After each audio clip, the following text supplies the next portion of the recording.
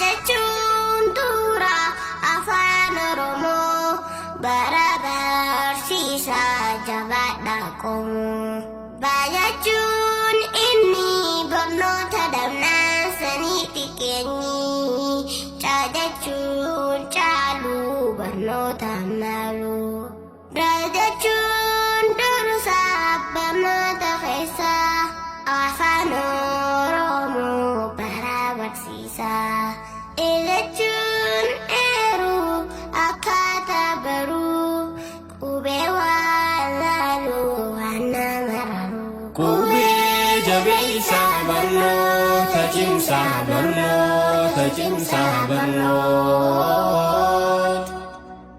Abaajaadhaa fagaa ija kalaa manaa oopaqaa raasaa ta'uufaa waaqayyaasaa. Qubee jabeessaa barnoota cimsaa barnoota cimsaa barnoota. Abaajaadhaa fagaa ija kalaa manaa oopaqaa raasaa ta'uufaa waaqayyaasaa. Jechuun farraa namni waan barree carraa harkatee kan irraa goree.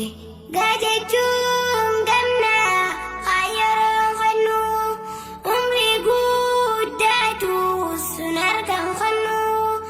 Jechuun haqaa barnoonni dhugaa falmedhii baatee bakka siin dhaqaa. Jechuun ija qaroosiif tahaa rabbi gaadiitti bakkaan si gahaa. Qubee jabeessaa barnoota cimsaa barnoota cimsaa barnoota. Abaajaadhaa fagaa ija kalaa manaa oopaqaa raasaa ta'uufaa waaqayyaasaa. Qubee jabeessaa barnoota cimsaa barnoota cimsaa barnoota.